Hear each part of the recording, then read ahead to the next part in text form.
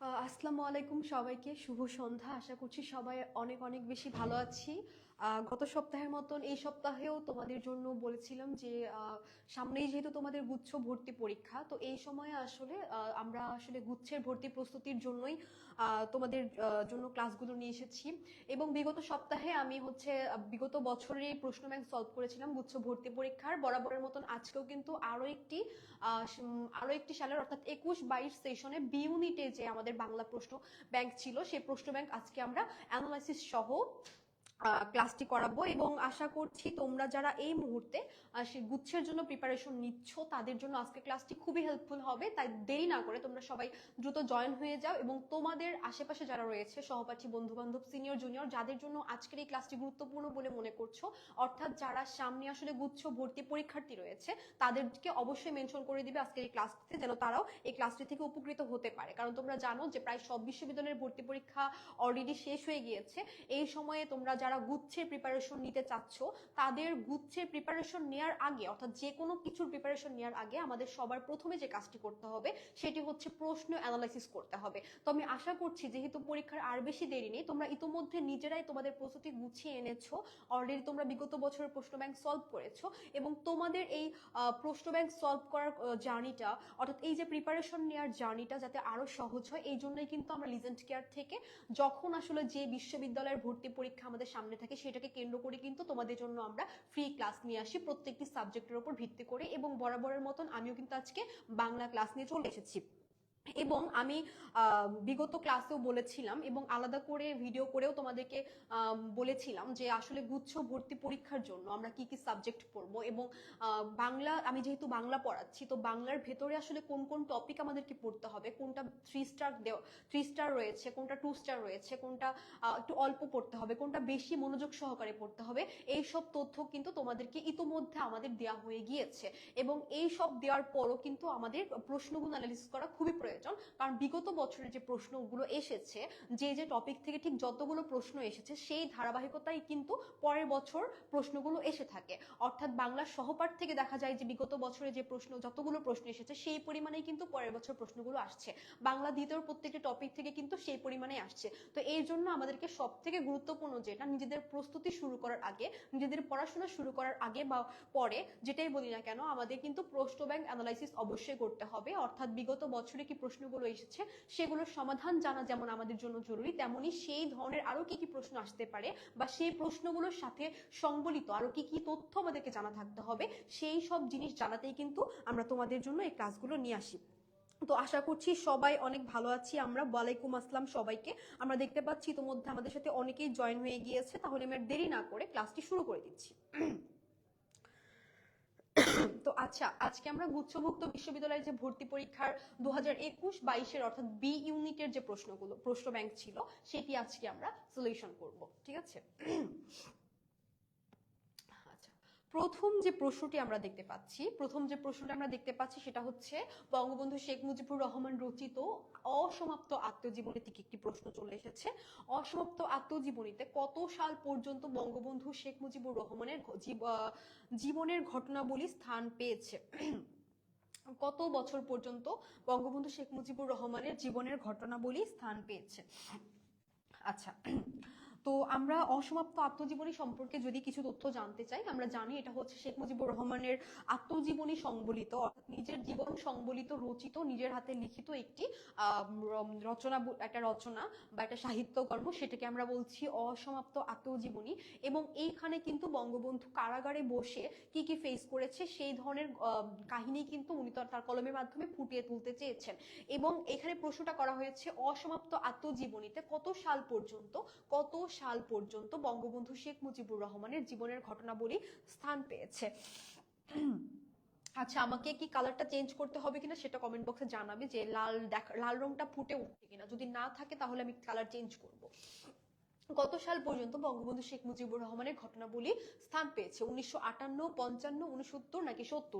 তোমরা যারা গল্পটি ইতিমধ্যে ভালো মতন পড়েছো তাদের জানা থাকার কথা যে অসমাপ্ত আত্মজীবনীতে বঙ্গবন্ধু শেখ মুজিবুর রহমানের 1955 সাল পর্যন্ত যে ঘটনাবলী রয়েছে জীবনের, সেই ঘটনাবলী কিন্তু এই অসমাপ্ত আত্মজীবনীতে তিনি নথিভুক্ত করেছেন। এবং তিনি কিন্তু তার জীবনের যে পরবর্তীতে যে কারাগারে ছিলেন, অর্থাৎ 1966 সাল থেকে 1969 সাল পর্যন্ত উনি যে কারাবরণ করেছিলেন, এই কারাগারে থাকার সময়কালে বসে কিন্তু উনি অসমাপ্ত আত্মজীবনীটি লিখেছিলেন। অর্থাৎ এর আগে যখন তিনি 1955 সাল পর্যন্ত কারাগারে ছিলেন, সেই সময়কাল পর্যন্ত, এই সময়ে বসে তিনি সেই সময়কাল পর্যন্ত তার জীবনের কাহিনী তখন নথিভুক্ত করেছিলেন। এটা কি অসমাপ্ত আত্মজীবনী আমরা বলছি। তাহলে সঠিক উত্তর কি হবে? সঠিক উত্তর হবে অপশন খ, অসমাপ্ত আত্মজীবনী। আচ্ছা, তোমরা যারা, আচ্ছা লাল রং ঠিক আছে, ওকে ঠিক আছে। তো তোমরা যারা অলরেডি উত্তরটি জানো, আমি তোমাদের নিজেদের পরীক্ষার জন্য হলেও তোমরা কিন্তু কমেন্ট বক্সে আগে থেকে উত্তরটি আমাকে জানিয়ে দিবে, তাহলে আমি বুঝতে পারবো যে তোমাদের প্রিপারেশন আসলে কতদূর হলো, বা তোমরা নিজেরাও আসলে টেস্ট করতে পারবে যে প্রত্যেকটা প্রশ্ন আমি উত্তর বলে দেওয়ার আগে তোমরা যদি সলিউশন করে থাকতে পারো বেশিরভাগ প্রশ্ন, তাহলে তোমরা বুঝতে পারবে যে তোমাদের প্রিপারেশন আসলে কতটুকু। ঠিক আছে, তো আশা করছি আমাদের 1 নং প্রশ্নটি ক্লিয়ার। তাহলে আমরা পরের প্রশ্নে যাচ্ছি।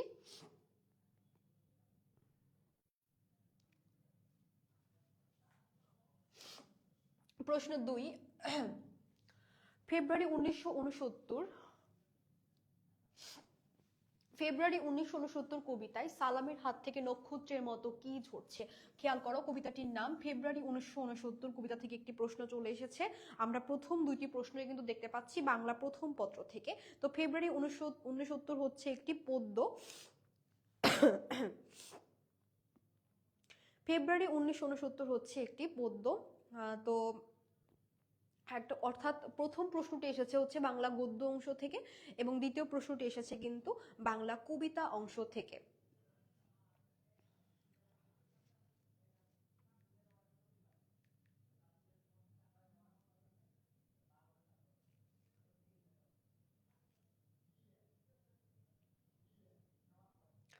বাংলা কবিতা অংশ থেকে। তো ফেব্রুয়ারি 1969 কবিতার প্রথমে যদি আমরা জানতে চাই কবিতা সম্পর্কে, আমরা জানি এই কবিতার রচয়িতা হচ্ছে গিয়ে শামসুর রহমান।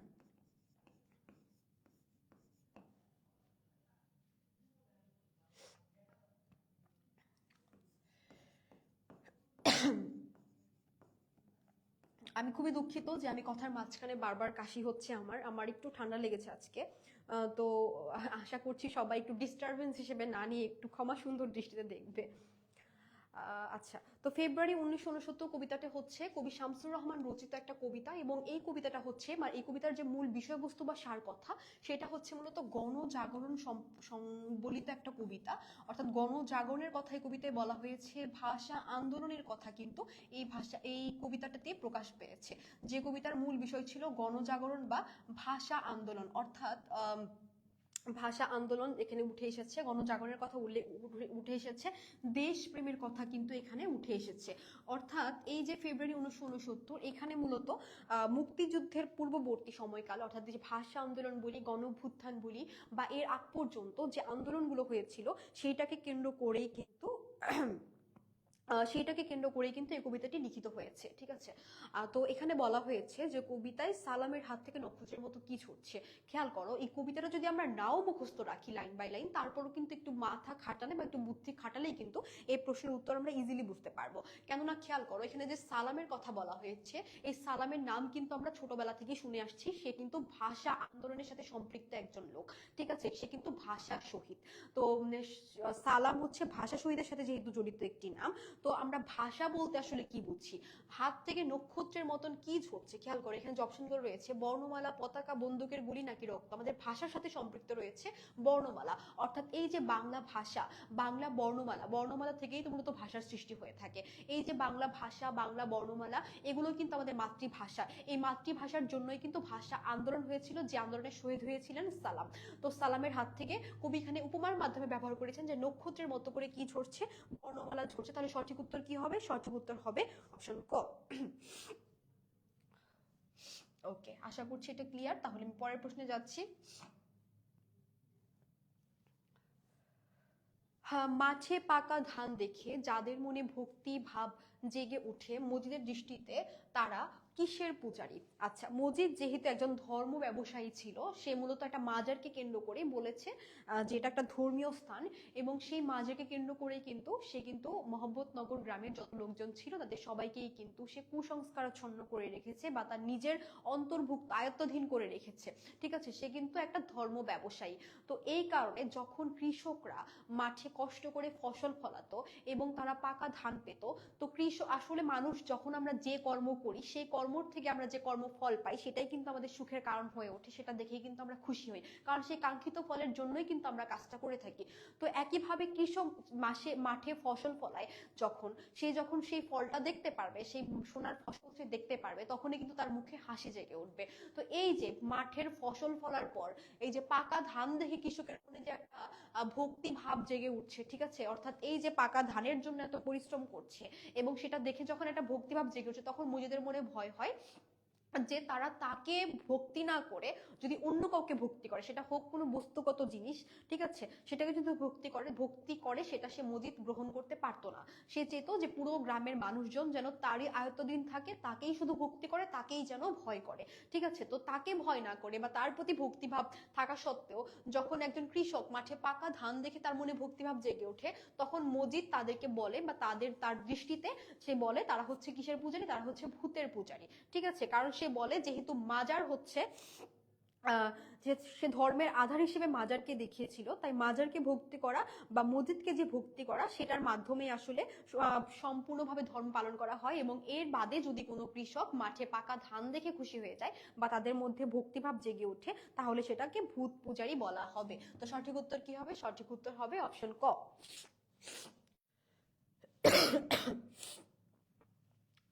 প্রশ্ন 4, কোনটি কাজী নজরুল ইসলামের উপন্যাস নয়? কোনটি কাজী নজরুল ইসলামের উপন্যাস নয়? খেয়াল করে দেখো, অপশন এ তে রয়েছে বাঁধনহারা, মৃত্যু ক্ষুধা, কুহেলিকা। এই তিনটি কিন্তু কাজী নজরুল ইসলাম রচিত একটি উপন্যাস। এবং এই যে রয়েছে ব্যথার দান, এটা কিন্তু কোনো ধরনের উপন্যাস নয়। এই ব্যথার দান হচ্ছে কাজী নজরুল ইসলামের বিখ্যাত একটি গল্প গ্রন্থ, যেখানে মূলত এই গল্প গ্রন্থে মূলত কিছু ছোট গল্প বা গল্প আকারে অনেকগুলো গল্প সংবলিত হয়েছে বা অনেকগুলো সাহিত্যকর্ম সংবলিত হয়েছে। ঠিক আছে, বাঁধনহারা যেমন একটা উপন্যাস, মৃত্যুকুদা একটা উপন্যাস, কুহেলিকাও কিন্তু একটা উপন্যাস। আর ব্যথার দান হচ্ছে এমন একটা গ্রন্থ যে গ্রন্থের মধ্যে কাজী নজরুল ইসলামের অনেকগুলো ছোট ছোট গল্প রচিত রয়েছে। তো এই কারণে ব্যথার দান কোনো উপন্যাস নয়, এটা হচ্ছে গল্প গ্রন্থ। আর এখানে প্রশ্ন করা হয়েছে কোনটি উপন্যাস নয়, তাহলে সঠিক উত্তর কি হবে? সঠিক উত্তর হবে হচ্ছে গিয়ে ব্যথার দান।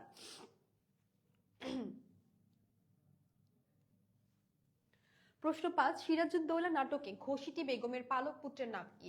আচ্ছা, ঘসিটি বেগমের পালক পুত্রের নাম কি এটা জানার আগে তোমরা আমাকে বলো তো যে ঘসিটি বেগম আসলে কে ছিলেন বা সিরাজউদ্দৌলা সম্পর্ক তার সাথে কি ছিল, বা তিনি সেই যে পলাশির যুদ্ধে ঘসিটি বেগমের ভূমিকা আসলে কি ছিল? আচ্ছা, তো এইসব প্রশ্নের উত্তর যদি আমরা জানতে চাই, ঘসিটি বেগম ছিল সিরাজউদ্দৌলার কে খালা, এবং পলাশির যুদ্ধে সে কিন্তু কি ছিল? ষড়যন্ত্রকারী ছিল।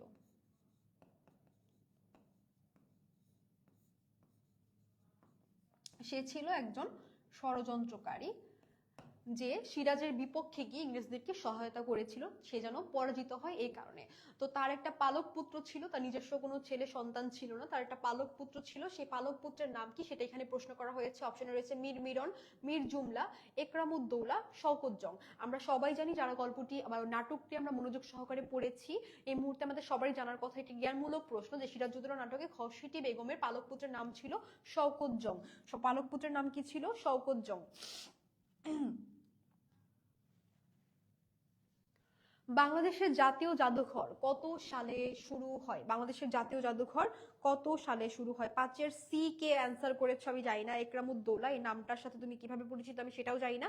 গল্পের মধ্যে কিন্তু, সরি, নাটকের মধ্যে কিন্তু খুবই স্পষ্ট ভাষায় উল্লেখ রয়েছে যে শওকত জং। তো তোমরা যারা আসলে মিরনের নাম বলছো বা ইকরামুদ্দৌলার নাম বলছো, তোমরা কিন্তু সম্পূর্ণ ভুল অ্যান্সার করছো। আমি তোমাদেরকে রিকোয়েস্ট করবো নাটকটি আরো একবার মনোযোগ সহকারে পড়তে, প্রত্যেকটি ক্যারেক্টার সম্পর্কে ভালোভাবে জানতে। ঠিক আছে। তো বাংলাদেশের জাতীয় জাদুঘর কত সালে শুরু হয়? 1913, 1915, 1921 নাকি 1923? সঠিক উত্তর কি হবে? সঠিক উত্তর হবে 1913 সালে প্রথম জাতীয় জাদুঘরের যাত্রা শুরু হয়। এখন জাতীয় জাদুঘর সম্পর্কে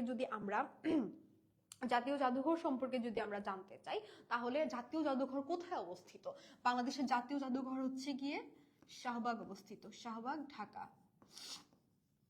এটা হচ্ছে ঢাকা শাহবাগে অবস্থিত এবং এটার যাত্রা শুরু হয় মূলত হচ্ছে গিয়ে 1913 সালে এবং এটার প্রতিষ্ঠাতা ছিলেন হচ্ছে গিয়ে লর্ড কারমাইকেল।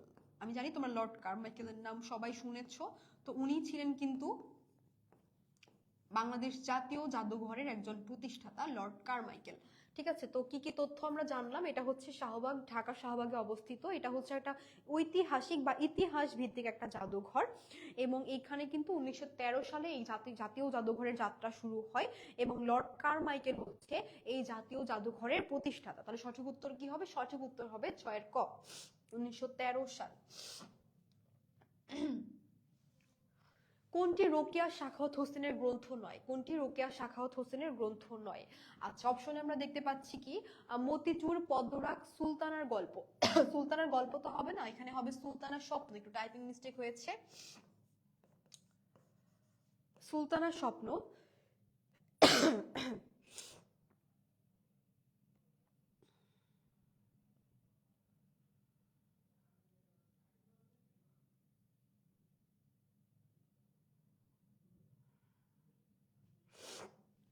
আচ্ছা, তো মতিচুর, পদ্মরাগ এবং সুলতানার স্বপ্ন এই তিনটি কিন্তু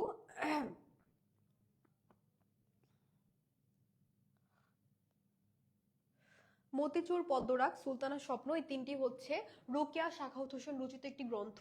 এবং আমরা যেটা দেখতে পাচ্ছি উদ্যাত্ত পৃথিবী, যে উদ্যাত্ত পৃথিবী কিন্তু এটা রোকেয়ার রচনা নয় বা রোকেয়া সাখাওয়াত হোসেন রচিত কিন্তু কোনো গল্প এই উদ্যাত্ত পৃথিবী নয়, কারণ উদ্যাত্ত পৃথিবী হচ্ছে কবি সুফিয়া কামাল রচিত একটি কাব্যগ্রন্থ। এটা হচ্ছে একটা কাব্যগ্রন্থ উদ্যাত্ত পৃথিবী এবং এই কাব্যগ্রন্থের রচয়িতা হচ্ছেন গিয়ে কবি সুফিয়া কামাল।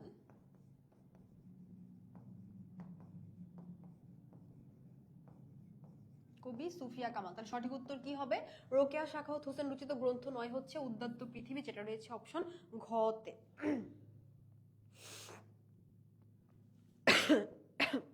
আচ্ছা, তোমরা অনেকেই ইতিমধ্যে অ্যান্সার করে দিয়েছো, তাহলে আমি পরের প্রশ্নে যাচ্ছি।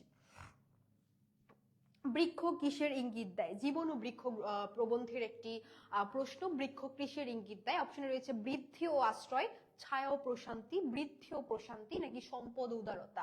এখন যদি আমরা নর্মালি গল্পটি না পড়ে, প্রবন্ধটি না পড়ে নিজের আনসার করতে চাই, তাহলে কিন্তু আমাদের অনেক কিছুই মাথায় আসতে পারে, কিন্তু না, আমাদের কিন্তু সেভাবে আনসার করলে চলবে না। আমাদের প্রবন্ধে ঠিক যেভাবে লেখা রয়েছে সেভাবে কিন্তু আমাদেরকে আনসার করতে হবে। তো এখানে বৃক্ষ কিসের ইঙ্গিত দেয়? আমরা বইয়ে পড়েছি বৃক্ষ হচ্ছে বৃদ্ধি এবং প্রশান্তির ইঙ্গিত দেয়। বৃক্ষ হচ্ছে কি বৃদ্ধি এবং প্রশান্তির ইঙ্গিত দেয়, যেটা রয়েছে অপশন গ তে। তাহলে সঠিক উত্তর কি হবে? সঠিক উত্তর হবে অপশন গ।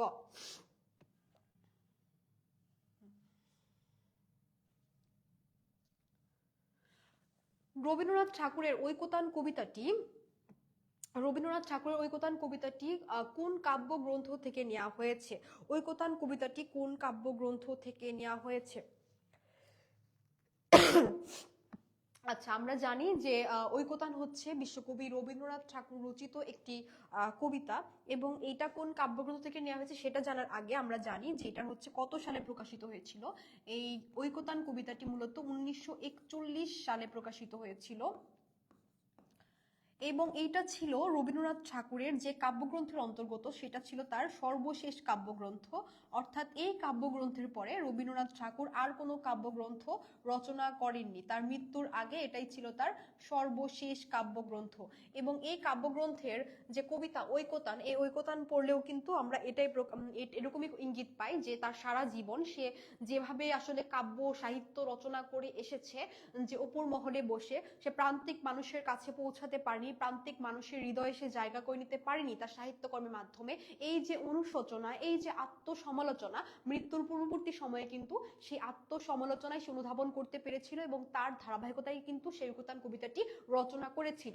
সে আশা করছে সে যে কাজটি করতে পারেনি ভবিষ্যতে সে এমন একজন কবির প্রত্যাশা করছে যে তার সাহিত্যকর্মের মধ্য দিয়ে প্রান্তিক মানুষের কাছাকাছি পৌঁছতে পারবে, তাদের কথা বলতে পারবে, তাদের দুঃখ তাদের বেদনার কথা তার কাব্যের ভাষায় উপস্থাপন করতে পারবে বলেই কবি আশা করেছেন। এবং এটা হচ্ছে তার জন্মদিন কাব্যগ্রন্থের কবিতা, জন্মদিনে কাব্যগ্রন্থের একটি কবিতা, এবং এটা ছিল তার সর্বশেষ কাব্যগ্রন্থ।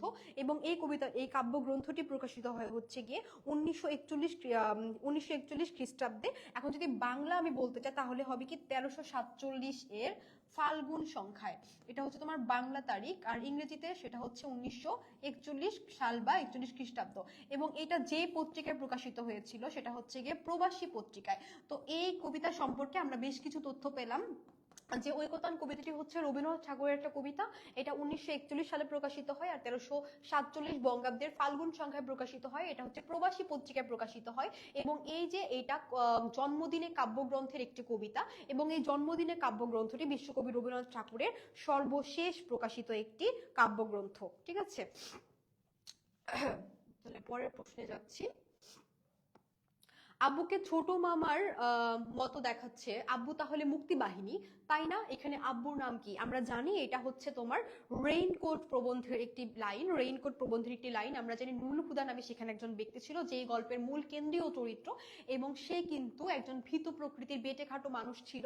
এবং সেই সময় সে যখন বাসায় ছিল মুক্তিযুদ্ধ চলাকালীন সময়ে তার কলেজ থেকে তাকে ডেকে পাঠানো হয়, এবং ডেকে পাঠানো হলে সে যখন কলেজে যাওয়ার জন্য প্রস্তুত হচ্ছিল সে দেখছিল বাইরে বৃষ্টি পড়ছিল, এবং সেই সময় তার স্ত্রী কিন্তু তাকে একটি রেইনকোট পরতে দেয়, হলুদ রঙের একটি রেইনকোট পরতে দেয়, যে রেইনকোটটি ছিল তার শ্যালক মিন্টুর, এবং মিন্টু ছিল একজন মুক্তিযোদ্ধা। তো সরি, তো মিন্টু ছিল একজন মুক্তিযোদ্ধা। তো সেই যখন তার শ্যালক মিন্টুর রেইনকোটটি পরিধান করেছিল তখন তার 3.5 বছর বয়সী মেয়ে তাকে দেখে বলেছিল যে তাকে ছোট মামার মতো দেখাচ্ছিল, যেহেতু তার ছোট মামা একজন মুক্তিযোদ্ধা, তার মানে তার বাবা যেহেতু, তার আব্বু যেহেতু সে রেইনকোটটি পরিধান করেছে তার মানে সেও একজন মুক্তি বাহিনীর মানুষ। তো এই কারণে কিন্তু তার মেয়ে উক্তিটি করেছিল যে আব্বুকে ছোট মামার মতো দেখাচ্ছে, আব্বু তাহলে মুক্তি বাহিনী, তাই না? এখানে আব্বুর নাম কি? এখানে আব্বুর নাম হবে নুরুল হুদা, যেটা আমরা দেখতে পাচ্ছি অপশন খ তে।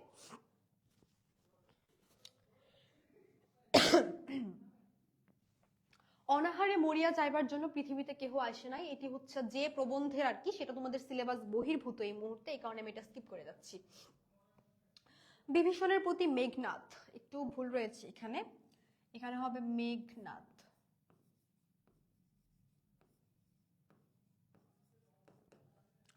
বিভীষণের প্রতি মেঘনাদ কাব্যাংশটুকু মেঘনাদ বধ কাব্যের কোন স্বর্গ থেকে নেওয়া হয়েছে?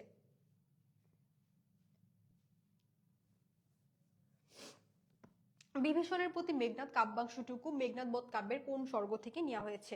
আমরা জানি যে বিভীষণের প্রতি মেঘনাদ হচ্ছে গিয়ে তোমার মাইকেল মধুসূদন দত্ত রচিত একটি কাব্য, মাইকেল মধুসূদন দত্ত রচিত একটি কাব্য, আমি এটা লিখলাম না।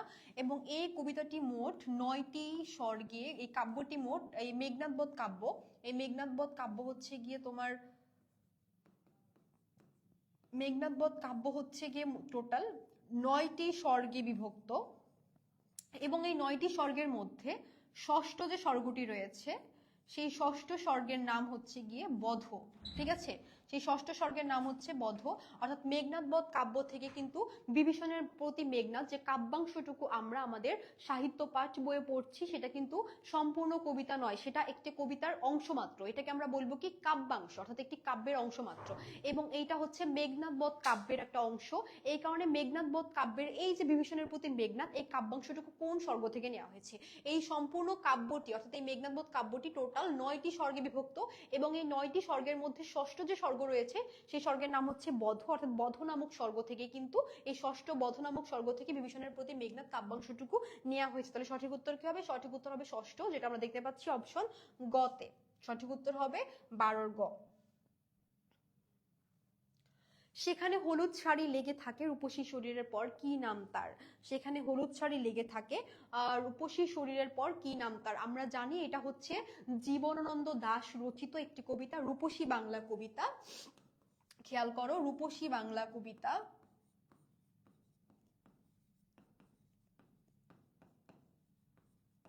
কবিতাটির রচয়িতা হচ্ছে গিয়ে জীবনানন্দ দাশ।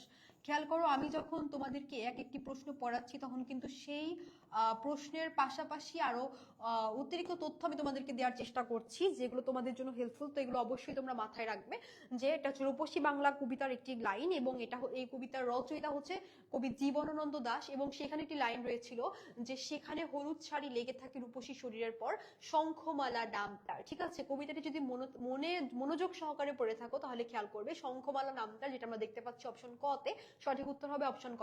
এখন এইখানে আরো একটি বিষয় মনোযোগের রয়েছে, সেটা হচ্ছে এই যে সেখানে হলুদ শাড়ি লেগে থাকে রূপসী শরীরের পর, কি নাম তার? এই যে শঙ্খমালার নাম তার। প্রশ্নটা এভাবে আসতে পারে যে এই যে শঙ্খমালা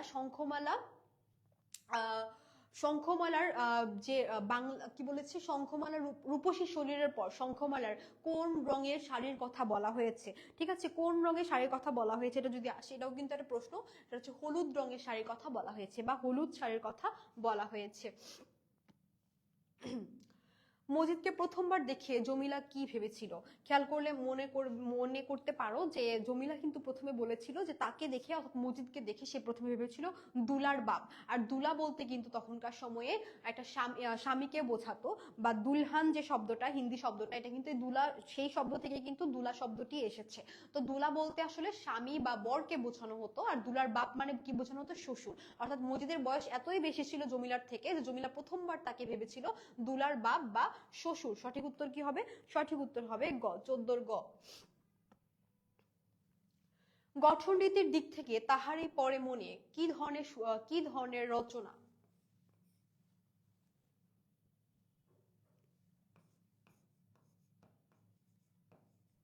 গঠন রীতির দিক থেকে তাহারই পরে মনে কি ধরনের রচনা? আমরা জানি যে এটা হচ্ছে কবি সুফিয়া কামাল রচিত একটি কাব্য, একটি কবিতা।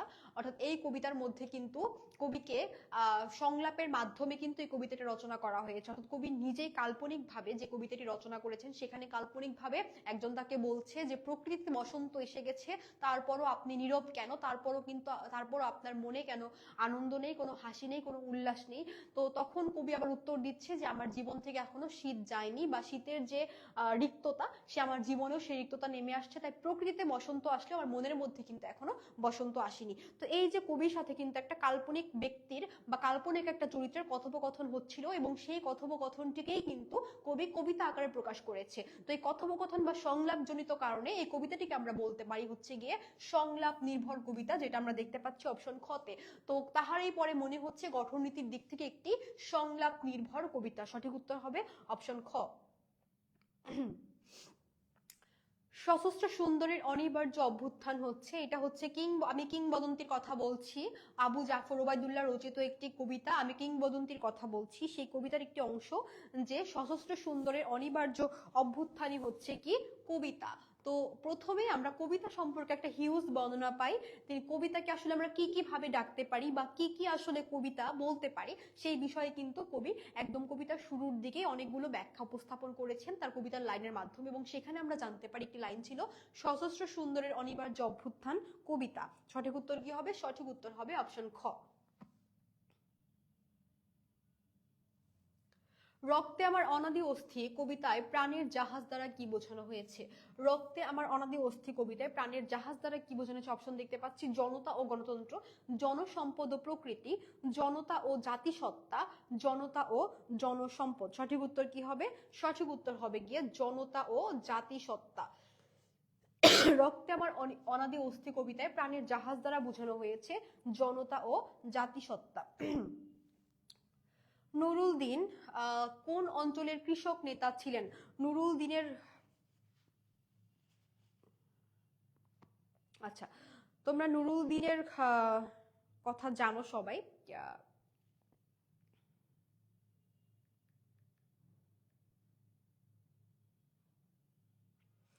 নুরুল দিনের সারা জীবন থেকে একটি কাব্যাংশ নেওয়া হয়েছে, সৈয়দ শামসুল হক রচিত একটি কবিতা নুরুল দিনের কথা মনে পড়ে যায়। তো নুরুল দিনের কথা মনে পড়ে যায়, যে নুরুল দিনের কথা বলা হয়েছে সেখানে কিন্তু স্পষ্ট করে লিখে বলা ছিল কবিতার লাইনে যে নুরুল দিনের বাড়ি রংপুরে যে ছিল, ঠিক আছে, নুরুল দিনের বাড়ি রংপুরে যে ছিল, এবং নুরুল দিন কিন্তু ডাক দিয়েছিল, কৃষক আন্দোলনের ডাক দিয়েছিল। তো নুরুল দিনের বাড়ি রংপুরে ছিল। এখন খেয়াল করি যে রংপুর আসলে কোথায় আছে। ফরিদপুর, বরিশাল, রংপুর, দিনাজপুর, নওগাঁ, চাঁপাইনবাবগঞ্জ, সিলেট, কুমিল্লা। রংপুর আর দিনাজপুর দুটোই হচ্ছে উত্তরবঙ্গের দুটি জেলা এবং পাশাপাশি অবস্থিত দুটি জেলা। এই কারণে যেহেতু কবিতার মধ্যে স্পষ্ট করে লেখা রয়েছে নুরুল দিন হচ্ছে রংপুরের কৃষক নেতা ছিলেন, তাই আমরা সঠিক উত্তর কি বলবো? সঠিক উত্তর বলবো রংপুর, দিনাজপুর, যেটা আমরা দেখতে পাচ্ছি অপশন খতে। কোনটি স্বর্গর শব্দের অর্থ নয়? কোনটি স্বর্গর শব্দের অর্থ নয়? আচ্ছা, তার আগে আমাদেরকে জানতে হবে যে স্বর্গর শব্দের অর্থ কি। স্বর্গর বলতে আসলে আমরা যেটা বোঝাই, স্বর্গর মানে হচ্ছে কোনো কিছু খুব ভালো মতো আয়ত্ত করে ফেলা, কোনো কিছু আয়ত্তে থাকা, কোনো কিছু মুখস্থ থাকা, বা কোনো কিছু মনে রাখা, কোনো কিছুতে অভ্যস্ত হয়ে যাওয়া, ঠিক আছে। যেমন ধরো তুমি আসলে এই বাংলা বইটা যে আছে, তোমার বাংলা বইটা খুব ভালো মতন পড়া হয়ে গিয়েছে, তোমার বাংলা বইটা তোমার সম্পূর্ণ আয়ত্ত রয়েছে। এই বাংলা বই থেকে আসলে যে কোনো প্রশ্ন আসলে তুমি বেশিরভাগ প্রশ্নের উত্তর করতে পারবে বলে তুমি কনফিডেন্ট, কারণ তুমি জানো যে এটা সম্পর্কে তোমার ভালো একটা প্রস্তুতি রয়েছে, এই বইটির পড়া তোমার আয়ত্তে রয়েছে। তো তুমি এভাবে বলতে পারো যে এই বইটি আমার স্বর্গর অবস্থায় রয়েছে, ঠিক আছে, অর্থাৎ বাংলা প্রথম পত্র বইটি আমার স্বর্গর অবস্থায় রয়েছে। অর্থাৎ এই স্বর্গ শব্দটি দ্বারা বোঝানো হয় কোনো কিছু অভ্যস্ত হয়ে যাওয়া, কোনো কিছু আয়ত্তে থাকা, কোনো কিছুতে দক্ষ হয়ে যাওয়া। তো কোনটি স্বর্গর শব্দের অর্থ নয় সেটা আমরা খেয়াল করি। প্রথমটি রয়েছে স্মৃতিগত। স্মৃতিগত মানে কি? যেটা আমার মনে রাখা বা মুখস্থ হওয়া, ঠিক আছে, মনে থাকা বা মুখস্থ হওয়া। তো অভ্যস্ত হওয়া বা আয়ত্ত থাকার একটা একটা অংশ কিন্তু স্মৃতিগত হওয়া। অভ্যস্ত হওয়া আমরা দেখতে পাচ্ছি। এরপর হচ্ছে রপ্ত। রপ্ত মানে কি? আমার ভালো মতো রপ্ত হয়ে গিয়েছে বা ভালো মতো এটার মধ্যে আমার দক্ষতা রয়েছে। এখন অপশন সি তে আমরা যেটা দেখতে পাচ্ছি অসঙ্গত। অসঙ্গতর সাথে কিন্তু স্বর্গের যে সমার্থক শব্দগুলো আমি তোমাদেরকে বললাম তার সাথে কিন্তু কোনো সম্পর্ক নেই। এই কারণে এটা কিন্তু স্বর্গর শব্দের অর্থ হবে না। তাহলে সঠিক উত্তর কি হবে? সঠিক উত্তর হবে অপশন গ, অসঙ্গত। আহ্বান গল্পে বুড়ি কে ছিল? আহ্বান গল্পে বুড়ি কে ছিল? আহ্বান গল্পে বুড়ির তার নিজের স্বামীর নাম মুখে আনছিল না, কিন্তু লেখক কিন্তু তার পরিচয় জেনেছিল এবং এইভাবে জেনেছিল সে ছিল ওই গ্রামের জমির করাতির স্ত্রী। সে ছিল জমির করাতির স্ত্রী, যেটা আমরা দেখতে পাচ্ছি অপশন ক তে। সে ছিল জমির করাতির স্ত্রী। ট্রিওলজি এর পরিভাষা কি? আচ্ছা, তোমরা দেখতে পাচ্ছ যে গুচ্ছ থেকে কিন্তু প্রতি বছরই একটা করে পারিভাষিক শব্দ আসে। তো ট্রিওলজি এর পরিভাষা কি? আমি জানি না তোমরা কে কতটুকু বাংলা বই পড়ো বা সাহিত্য পড়ো। তোমরা যারা বাংলা সাহিত্য পড়ে থাকো বা যারা ইংরেজি সাহিত্য পড়েছো তাদেরও জানার কথা। তোমরা যারা বই পড়তে ভালোবাসো তোমরা দেখে থাকবে যে এক একজন রাইটার মাঝে মধ্যে এক একটা বইয়ে আসলে একটা একটা খণ্ড লিখেই সে ক্ষান্ত হয় না। সে যখন একটা কাহিনী লিখে তখন দেখা যায় সেটার প্রথম খণ্ড থাকে, সেটার আবার দ্বিতীয় খণ্ড থাকে, সেটার তৃতীয় খণ্ড থাকে, এভাবে তিনটা বইয়ের মাধ্যমে কিন্তু একটা গল্পকে সে শেষ করে থাকে। যেমন যদি কি বলবো, তোমরা যদি সমরেশ মজুমদারের লেখা পড়ে থাকো, সমরেশ মজুমদারের বই যদি পড়ে থাকো, সে কিন্তু বেশিরভাগ ক্ষেত্রে এরকম ট্রিলজি লিখতো। তো এটাকে আমরা ট্রিলজি বলছি, ঠিক আছে। তো অর্থাৎ একটা গল্পের প্রথম অংশতে এসে একটা বই রচনা করেছে, দ্বিতীয় অংশ আরেকটা বই রচনা করেছে, এবং তৃতীয় অংশ অর্থাৎ সর্বশেষ অংশ সে আরেকটা বই রচনা করেছে। তো এই সব কিছুকে মিলে আমরা বলতে পারি ট্রিলজি, ঠিক আছে, অর্থাৎ তিনটি গল্পের মাধ্যমে বা তিনটি বইয়ের মাধ্যমে একটি গল্পকে ব্যাখ্যা করছে। তো এই ট্রিলজির বাংলা পরিভাষা হচ্ছে গিয়ে ত্রয়ী। ত্রয়ী মানে হচ্ছে গিয়ে তিন, অর্থাৎ তিনটি। তো এটাই হচ্ছে আমার ট্রিলজি এর পরিভাষা। তো সঠিক উত্তর কি হবে? সঠিক উত্তর হবে অপশন খ।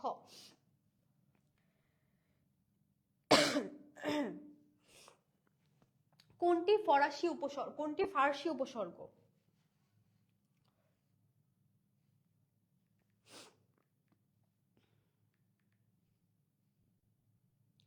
কোনটি ফার্সি উপসর্গ? আমরা জানি যে বাংলা ব্যাকরণে সাধারণত 10 থেকে 11টি ফার্সি উপসর্গ ব্যবহৃত হয়। খেয়াল করো কতটি? বাংলা ব্যাকরণে সাধারণত 10 থেকে 11টি ফার্সি উপসর্গ রয়েছে। এগুলোর মধ্যে রয়েছে বদ, বর, বে, নিম, ফি, কম, কার, না, দর, স্বর, ফি, এইগুলো হচ্ছে তোমার খুব প্রচলিত কয়েকটি ফার্সি উপসর্গ। এখানে প্রশ্ন করা হয়েছে যে নিচের কোনটি ফার্সি উপসর্গ? হর, আম, নিম, সাব, এই চারটির মধ্যে কোনটি হচ্ছে ফার্সি উপসর্গ? সঠিক উত্তর হবে অপশন খ, অর্থাৎ আম হচ্ছে গিয়ে তোমার ফার্সি উপসর্গ। সরি সরি সরি, আম লিখলাম কেন? সঠিক উত্তর হচ্ছে নিম। নিম হচ্ছে গিয়ে ফার্সি উপসর্গ।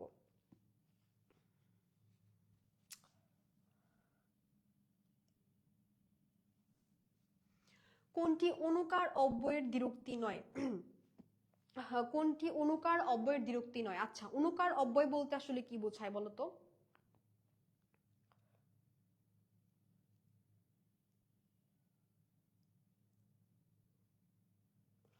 আচ্ছা, অনুকার অব্যয় বলতে কি বোঝায়? আমরা জানি যে অনুকার অব্যয়ের কিন্তু আরো একটি নাম রয়েছে।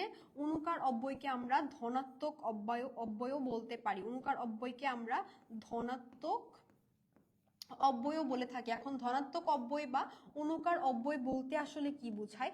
যখন আসলে কোনো অব্যয় পদ যা কোনো বাস্তব ধ্বনি বা অনুভূতিকে ব্যক্ত করে বা কোনো শ্রুতিমধুর শব্দ তৈরির জন্য ব্যবহৃত হয়, সেটাকে আমরা বলি হচ্ছে কি অনুকার অব্যয়। অর্থাৎ কোনো অব্যয় যখন বা কোনো ধ্বনি যখন কোনো অব্যয়কে ব্যক্ত করে এবং সেটা কোনো শ্রুতিমধুর ধ্বনিকে প্রকাশ করতে ব্যবহার করা হয়, খেয়াল করো, শ্রুতিমধুর কোনো ধ্বনিকে বা কোনো শব্দকে প্রকাশ করতে ব্যবহৃত হয়, তখন আমরা সেটাকে বলছি অনুকার অব্যয় বা ধনাত্মক অব্যয়। এখানে প্রশ্ন করা হয়েছে কোনটি অনুকার অব্যয়ের দ্বিরুক্তি নয়? দ্বিরুক্তি মানে হচ্ছে যখন কোনো অব্যয় একই সাথে দুবার ব্যবহৃত হবে, খেয়াল করে, একই সাথে যখন দুইবার ব্যবহৃত হবে তখন সেটাকে আমরা বলছি অনুকার অব্যয়ের দ্বিরুক্তি বা ধনাত্মক অব্যয়ের দ্বিরুক্তি। এখন আমরা যদি চারটা অপশন বিশ্লেষণ করি, কল কল, আমরা জানি যে কল কল হচ্ছে এক ধরনের ধনাত্মক অব্যয় বা অনুকার অব্যয়, কারণ যখন নদীর পানিকে যখন বয় তখন সেখান থেকে আমরা সেটাকে কি বলি? সে কল কল আওয়াজ হচ্ছে। এরপর হচ্ছে টনটন, আমরা যখন কোথাও ব্যথা পাই তখন সেই ব্যথাকে বোঝানোর জন্য আমরা বলি যে ব্যথায় টনটন করছে, তো এটাও হচ্ছে একটা শ্রুতিমধুর শব্দ হিসেবে ব্যবহৃত হচ্ছে, এটাও কিন্তু অনুকার বা ধনাত্মক অব্যয়ের দ্বিরুক্তি। এরপর হচ্ছে কি ঝমঝম, ঠিক আছে, যখন ট্রেন চলে বা যখন বৃষ্টি পড়ে, খেয়াল করো, আমরা কিন্তু বলি যে ঝমঝম করে বৃষ্টি পড়ছে। তো এই যে বৃষ্টির ধ্বনিকে বোঝানোর জন্য আমরা একটা অব্যয়কে ব্যবহার করলাম শ্রুতিমধুর শব্দ হিসেবে, এটা কিন্তু অনুকার বা ধনাত্মক অব্যয়ের উদাহরণ। কিন্তু এখানে অপশন ঘতে আমরা যেটা দেখতে পাচ্ছি লাল লাল, লাল লাল কিন্তু একটা রংকে বোঝানোর জন্য ব্যবহার করা হচ্ছে, কোনো কিছুর শব্দ বা কোনো কিছুর ধ্বনিকে বোঝানোর জন্য ব্যবহার করা হচ্ছে না। তাই এই দ্বিরুক্তিটি কিন্তু অনুকার বা ধনাত্মক অব্যয়ের অন্তর্ভুক্ত হবে না, কিন্তু আগের তিনটি কিন্তু অনুকার বা ধনাত্মক অব্যয় ছিল। কিন্তু প্রশ্ন করা হয়েছে কোনটি অনুকার অব্যয়ের দ্বিরুক্তি নয়, তাহলে সঠিক উত্তর কি হবে? লাল লাল, অপশন ডি। বিদেশি শব্দের বানানের ক্ষেত্রে কোন ধ্বনির ব্যবহারের প্রয়োজন নেই? বিদেশি শব্দের বানানের ক্ষেত্রে কোন ধ্বনি ব্যবহারের প্রয়োজন নেই? তালব্যস্য, দন্তস্য, মূর্ধন্যস্য নাকি অন্তস্থ? তোমরা নত্য শব্দবিধান যদি পড়ে থাকো সেখানে কিন্তু খুব ক্লিয়ারলি বলা হয়েছে যে বিদেশি শব্দের বানানের ক্ষেত্রে মূর্ধন্য স এর ব্যবহারের কোনো প্রয়োজন নেই। অর্থাৎ যেসব শব্দ আসলে বিদেশি শব্দ, খেয়াল করলে তোমরা দেখবে সেই সব শব্দের বানানে কিন্তু মূর্ধন্য স এর ব্যবহার নেই। মূর্ধন্য স মূলত দেশি বা সংস্কৃত শব্দের ক্ষেত্রে বেশি ব্যবহৃত হয়ে থাকে। এরপর হচ্ছে মাসের শেষ দিনকে এক কথায় কি বলা হয়? মাসের শেষ দিনকে এক কথায় কি বলা হয়? এখানে অপশনে দেখতে পাচ্ছি একাদশী, মাসান্ত, প্রতিপদ, সংক্রান্তি। একাদশী বলা হয় হচ্ছে কি মূলত তোমার 11 দিন যখন হয় মাসের তখন তাকে বলা হয় হচ্ছে কি একাদশী। এখন অপশন খতে এবং অপশন ঘতে আমরা যেটা দেখতে পাচ্ছি মাসান্ত এবং সংক্রান্তি, দুটি হবে এখানকার সঠিক উত্তর। মাসের শেষ দিনকে যেমন সংক্রান্তি বলা হয়, মাসান্ত অর্থাৎ অন্ত মানে তো শেষ হওয়া, মাসের যে অন্ত তাকেই বলা হয় মাসান্ত। তোমরা খেয়াল করলে দেখবে চৈত্র মাসের শেষ দিনকে কিন্তু বাঙালিরা বলে চৈত্র সংক্রান্তি, পৌষ মাসের শেষ দিনকে বলে পৌষ সংক্রান্তি। তো সংক্রান্তি মূলত মাসের শেষ দিনকে বোঝাতেই ব্যবহার করা হয়, এটার এক কথায় প্রকাশ হচ্ছে গিয়ে সংক্রান্তি। আবার এখানে মাসান্ত কিন্তু সঠিক উত্তর, কেননা মাসের যে অন্ত তাকেই বলা হয় মাসান্ত। তাহলে সঠিক উত্তর এখানে খ এবং ঘ দুটিই হবে। মনোযোগষ্ণ এর মূল ভাব কোনটি? মনোযোগষ্ণ, এটা অপশন দেখার কোনো প্রয়োজন নেই, খুবই সহজ একটা উত্তর। মনোযোগষ্ণ এটা হচ্ছে মানব, মানবের সন্ধি বিচ্ছেদই হচ্ছে গিয়ে মনোযোগষ্ণ। সঠিক উত্তর আছে রয়েছে অপশন ক তে, সঠিক উত্তর হবে অপশন ক, মানব।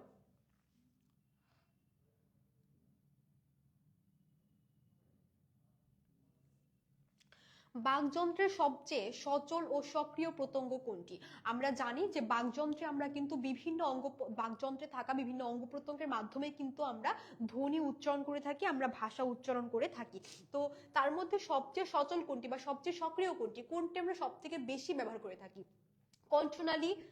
আচ্ছা, বাকি অপশনগুলো এখানে জানি না হোয়াটস রং উইথ দ্যাট অপশন। এখানে আসলে কি কি অপশন এসেছে আমি জানি না। সঠিক উত্তর যেটা হবে সেই অপশনে সেটা নেই, আমি এখানে বলে দিচ্ছি। সঠিক উত্তর হবে জিহ্বা। সঠিক উত্তর হবে জিহ্বা। কারণ আমরা বাকযন্ত্রে আসলে যেসব অঙ্গ প্রত্যঙ্গ ব্যবহার করে থাকি, আমাদের কণ্ঠনালী, আমাদের তালু, দন্ত, ওষ্ঠ, জিহ্বা, তো এই সবগুলো অঙ্গ প্রত্যঙ্গের মধ্যে আমরা সব থেকে যেটি বেশি সক্রিয়ভাবে ব্যবহার করি বা যেটা সব থেকে বেশি সচল থাকে সব সময় এবং যেটা ছাড়া আসলে আমরা কোনো শব্দই উচ্চারণ করতে পারি না, সেটাকে বলা হচ্ছে কিন্তু জিহ্বা। ঠিক আছে? এমন অনেক শব্দ রয়েছে যেটা আমরা ওষ্ঠের ব্যবহার না করে উচ্চারণ করতে পারি, এমন অনেক শব্দ রয়েছে যেটা আমরা তালুর ব্যবহার না করে উচ্চারণ করতে পারি বা কণ্ঠের ব্যবহার না করে উচ্চারণ করতে পারি, কিন্তু জিহ্বা ছাড়া কিন্তু আমরা কোনো উচ্চারণই করতে পারবো না। এই কারণে এটা হচ্ছে সবসময় সক্রিয় এবং সবসময় সচল একটি অঙ্গ প্রত্যঙ্গ এবং এই কারণে সঠিক উত্তর কি হবে? জিহ্বা। চৌঠা কোন বাচক শব্দ? খেয়াল করো, খুবই সহজ একটি প্রশ্ন। চৌঠা কোন বাচক শব্দ? আমরা যখন চার বলি সেটা কিন্তু একটা অঙ্কবাচক শব্দ, ঠিক আছে, কিন্তু যখন আমরা বলি যে পহেলা বৈশাখ, ঠিক আছে, এটা কিন্তু আমরা তারিখ বোঝাতে ব্যবহার করছি, তখন কিন্তু আমরা এক বৈশাখ বলি না, তখন আমরা বলি কি পহেলা বৈশাখ, একটা তারিখবাচক শব্দকে বোঝাতে ব্যবহার করে থাকছি। তো এই পহেলার পরে কিন্তু আমরা যখন 2 তারিখ আসে তখন আমরা সেটাকে বলি দোসরা, 3 তারিখ আসে সেটাকে বলি তেসরা, এবার যখন 4 তারিখ আসে তখন আমরা সেটাকে বলি চৌঠা। অর্থাৎ এটা কোনো তারিখকে বোঝাতে আমরা এই ধরনের শব্দ ব্যবহার করে থাকি, এই কারণে চৌঠা হবে গিয়ে তারিখবাচক শব্দ। আচ্ছা, একটু উল্টাপাল্টা হয়ে গিয়েছে মনে হয় অপশনগুলো, এখানে সেই অপশনটা নেই, আগের অপশনের সাথে এটা গুলিয়ে গেছে। সঠিক উত্তর হবে হচ্ছে গিয়ে তোমার তারিখবাচক। সঠিক উত্তর হবে কি তারিখবাচক শব্দ। অপশনে অন্যান্য অপশন থাকতে পারে পূরণবাচক, গণনাবাচক, অঙ্কবাচক, সংখ্যাবাচক, তার মধ্যে কিন্তু তুমি সঠিক উত্তর করবে কি তারিখবাচক, কারণ এটা হচ্ছে কি চৌঠা, এভাবে থেকে চৌঠা, পহেলা, দোসরা, তেসরা, এগুলো সবই কিন্তু তারিখবাচক শব্দ। শব্দের শেষে কোনটি যুক্ত হওয়ার পরে আর কিছু যুক্ত হয় না? উপসর্গ, প্রত্যয়, প্রকৃতি নাকি বিভক্তি? খেয়াল করো, শব্দের শেষে কোনটি যুক্ত হওয়ার পর আর কিছুই যুক্ত হয় না। যেমন আমি যদি এখানে বলি যে আমি, তো আমি তো বললাম, এখন আমি কোনো কাজ করছি বা আমি তোমাকে বলছি যে আমাকে এই জিনিসটা তুমি দাও, আমাকে এই ফোনটি দাও, আমাকে এই কলমটি দাও, তখন কিন্তু আমি থেকে কি হয়ে যাবে? আমাকে হয়ে যাবে। খেয়াল করো, আমি থেকে কি হয়ে যাবে? আমাকে হয়ে যাবে। এবং এই যে আমাকে আমি লিখলাম, এই আমাকের এই কে অংশটুকু কিন্তু আমার বিভক্তি, এটা হচ্ছে দ্বিতীয়া বিভক্তি, ঠিক আছে, এটা হচ্ছে গিয়ে দ্বিতীয়া বিভক্তি, এই কে অংশটুকু বিভক্তি এবং এই বিভক্তির পরে কিন্তু শব্দের আর কোনো কিছু যুক্ত হয় না। শব্দের সবার শেষে যেটি ব্যবহৃত হয় সেটা হচ্ছে বিভক্তি, বিভক্তির পরে আমরা আর কোনো কিছুই যুক্ত করতে পারি না। এই কারণে এখানে যে প্রশ্নটি করা হয়েছে শব্দের শেষে কোনটি যুক্ত হওয়ার পরে আর কিছু যুক্ত হয় না, সঠিক উত্তর কি হবে? সঠিক উত্তর হবে বিভক্তি। ভূষণ্ডীর কাক বাগধারাটি কোন অর্থে ব্যবহৃত হয়? কপট, বক, ধার্মিক, দীর্ঘকালের অভিজ্ঞ ব্যক্তি, সুসময়ের বন্ধু। ভূষণ্ডীর কাক বলতে আসলে বোঝানো হয় দীর্ঘকালের অভিজ্ঞ ব্যক্তি, অর্থাৎ যে অনেক বছর ধরে বা অনেক দীর্ঘ সময় ধরে যে একটা বিষয় অভিজ্ঞ, তাকেই কিন্তু বলা হচ্ছে ভূষণ্ডীর কাক। সঠিক উত্তর হবে কি? সঠিক উত্তর হবে অপশন গ। যে উপমায় উপমেয়, উপমান, সাধারণ ধর্ম এবং তুলনামূলক শব্দ উপস্থিত থাকে তাকে কি বলে? একটা অলংকার থেকে প্রশ্ন এসেছে, আমি যখন তোমাদের গুচ্ছের সাজেশন দিচ্ছিলাম যে কোন কোন টপিক তোমাদেরকে পড়তে হবে, আমি তোমাদেরকে বলেছি যে মাস্ট অলংকার থেকে কিন্তু একটা প্রশ্ন অবশ্যই আসে। তো এখানে অলংকার থেকে একটা প্রশ্ন চলে এসেছে, যে উপমায় উপমেয়, উপমান, সাধারণ ধর্ম, তুলনামূলক শব্দ উপস্থিত থাকে, সবকিছু উপস্থিত থাকে, তাকে বলা হয় হচ্ছে গিয়ে তোমার পূর্ণ উপমা। অর্থাৎ সবকিছুই থাকে, কোনো কিছু অনুপস্থিত থাকে না। একটা অলংকারে আসলে যা যা দরকার পড়ে সে সবকিছু দিয়েই পূর্ণ থাকে, এই কারণে এটাকে বলা হয় হচ্ছে গিয়ে পূর্ণ উপমা। কিন্তু যে উপমায় শুধুমাত্র উপমান থাকে সেটাকে আমরা কি বলবো? মালোপমা। আর যখন কোন উপমায় উপমান থাকার পরে বাকিগুলো লুপ্ত অবস্থায় থাকে তখন সেটাকে আমরা বলবো লুপ্তপমা। কিন্তু যেহেতু এখানে উপমান, উপমেয়, সাধারণ ধর্ম এবং তুলনামূলক শব্দ সব উপস্থিত রয়েছে, এই কারণে এটাকে আমরা বলবো পূর্ণ উপমা, কারণ এখানে সবকিছুই পূর্ণ অবস্থায় রয়েছে, কোনো কিছু অনুপস্থিত নেই। সঠিক উত্তর হবে 31 ঘ। ধ্বনি পরিমাপের ক্ষুদ্রতম মানদণ্ডকে কি বলা হয়? ধ্বনি পরিমাপের সব থেকে যে ক্ষুদ্রতম মানদণ্ড সেটাকে কি বলা হয়? খুব ইম্পর্টেন্ট এবং আনকমন একটি প্রশ্ন। ধ্বনি পরিমাপের, তোমরা এটা মনে রাখবে, যদি জেনে থাকো তো ভালো, যদি এটা কেউ না জানতে তো আজকের পর থেকে একদম মাথায় ঢুকিয়ে নাও, আর যেন কখনোই না ভুলো। সেটা হচ্ছে ধ্বনি পরিমাপের সব থেকে ক্ষুদ্রতম মানদণ্ড, খেয়াল করো, ক্ষুদ্রতম একক কিন্তু না, ক্ষুদ্রতম মানদণ্ডকে বলা হয় হচ্ছে গিয়ে মাত্রা। ধ্বনি পরিমাপের সব থেকে ক্ষুদ্রতম মানদণ্ডকে বলা হয় মাত্রা। সঠিক উত্তর হবে কি 32-এর খ। তদন্ত শব্দের সমার্থক শব্দ কোনটি? আর একটু টাইপিং মিস্টেক রয়েছে, এখানে হবে তদন্ত। তদন্ত শব্দের সঠিক সমার্থক শব্দ কোনটি? অনুশীলন, আরিচ, নিরবশেষ নাকি প্রতিরূপীকরণ? আরো একটি সমার্থক শব্দ, এটাও যদি তোমরা না পেরে থাকো আজকের পর থেকে মাথায় ঢুকিয়ে নিবে যে তদন্ত শব্দের সমার্থক শব্দ হচ্ছে গিয়ে নিরবশেষ। তদন্ত শব্দের সমার্থক শব্দ কি? নিরবশেষ। তদন্ত শব্দের সমার্থক শব্দ হচ্ছে গিয়ে নিরবশেষ, যেটা আমরা দেখতে পাচ্ছি 33-এর গ তে। সঠিক উত্তর হবে 33-এর গ। আহ্বান শব্দটি শুদ্ধ উচ্চারণ কোনটি? আহ্বান শব্দটি শুদ্ধ উচ্চারণ কোনটি? খেয়াল করো, আহ্বান, আহ্বান, আহ্বান নাকি আহ্বান? সঠিক উত্তর হবে অপশন ঘ তে। কারণ আমরা জানি যে যখন কোনো শব্দে এরকম হয় বয় যুক্ত বর্ণ থাকে তখন সেটাকে ভাঙলে আসলে আমরা কি পাবো? ও যোগ ভয় হসন্ত আমরা পাই, ঠিক আছে? তো এইটাকে ভাঙলে মূলত আমরা ও যোগ ভয় হসন্ত পাই। তো এখানে যেহেতু আহ্বান সরেয়া ঠিক থাকবে, এরপর হয় বয়ের পরিবর্তে ও চলে আসবে, ভয় হসন্ত চলে আসবে, এখানে একটা আকার রয়েছে, আকার থাকবে এবং দন্তান্ন। সঠিক উত্তর কি হবে? আহ্বান, যেটা আমরা দেখতে পাচ্ছি অপশন ঘ তে, আহ্বান। সঠিক উত্তর হবে 33-এর ঘ। আজকে সর্বশেষ প্রশ্ন, কথায় পটু কোন ধরনের সমাস? তোমাদের জানি সমাস একটু কঠিন লাগে সবার কাছে, সমাস একটু আসলেই কঠিন, তবে যদি কিছু টেকনিক ফলো করে আমরা পড়তে পারি তাহলে কিন্তু আমাদের জন্য এতটা কঠিন নয়। তো সমাস থেকে একটি প্রশ্ন চলে এসেছে যে কথায় পটু কোন ধরনের সমাস? খেয়াল করো, আগে ব্যাস বাক্যটাকে যদি আমরা বিশ্লেষণ করি, কথায় পটু, এখানে এই কথা এটা কিন্তু সপ্তমী বিভক্তি, অন্তস্থ অ যে রয়েছে এটা হচ্ছে সপ্তমী বিভক্তি। আমরা জানি যখন ব্যাস বাক্যে কোনো বিভক্তির পরিবর্তন না হয়ে বিভক্তি যখন অপরিবর্তিত অবস্থায় থাকে, থাকার পরে যখন আরেকটি শব্দের সাথে বসে তৃতীয় আরেকটি অর্থ শব্দ গঠন করে তখন সেটাকে আমরা বলি অলোপ বহুব্রীহি সমাস। তো এখানে কথায় পটু, তো সপ্তমী বিভক্তি ঠিক রয়েছে এবং পটু শব্দের সঙ্গে বসে কিন্তু সে আরেকটা সব নতুন শব্দ গঠন করছে, এই কারণে আমরা এটাকে বলবো অলোক বহুব্রীহি, যেটা রয়েছে অপশন গ তে। সঠিক উত্তর হবে কি? সঠিক উত্তর হবে 35-এর গ বা 35-এর সি, অলোক বহুব্রীহি, যেটা অলরেডি অনেকে উত্তর করে দিয়েছে। তো এটাই ছিল আজকে সর্বশেষ প্রশ্ন, 35 নম্বর প্রশ্ন।